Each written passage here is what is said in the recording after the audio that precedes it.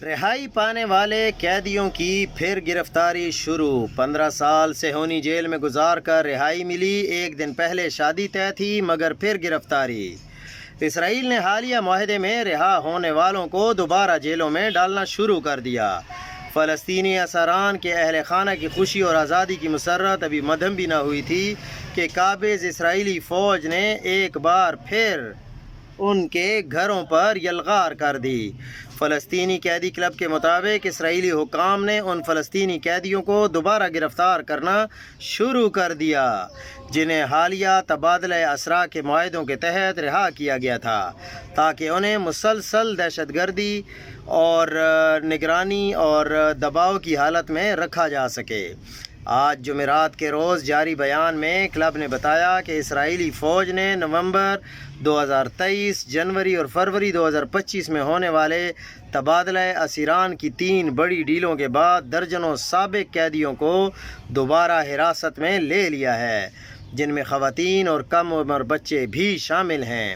ان میں سے اکثر کو انتظامی حراست میں منتقل کیا گیا ہے، جبکہ بعض کو چند دن یا ہفتوں بعد مشروط طور پر چھوڑا گیا۔ قیدی کلب نے ان میں سے چند نمایاں کیسز کی تفصیلات بھی بیان کیں۔ ان میں سے نابلس کے وائل الجاغوب شامل ہیں، جو 23 سال قید کاٹنے کے بعد جنوری 2025 میں رہا پائے اور مگر مئی میں دوبارہ گرفتار کر کے انتظامی حراست میں ڈال دیا گیا۔ اسی طرح آج صبح بیت اللحم سے 16 سالہ سیف الدین درویش کو گرفتار کیا گیا، جو حالیہ قیدیوں کے تبادلے میں رہا ہوا تھا۔ سب سے دردناک واقعہ رام اللہ کے رہائشی احمد سیفی کا ہے، جس نے 15 سال اسرائیلی قید میں گزارے مگر رہائی کے بعد شادی کی تیاریاں مکمل کر چکا تھا اور شادی سے صرف ایک دن پہلے دوبارہ گرفتار کر لیا گیا۔ کلب کے مطابق یہ کوئی نئی پالیسی نہیں بلکہ اسرائیل کے پرانی حکمت عملی ہے، جو 2014 کی وفاء الاحرار معاہدے کے بعد سے زیادہ شدت سے جاری ہے۔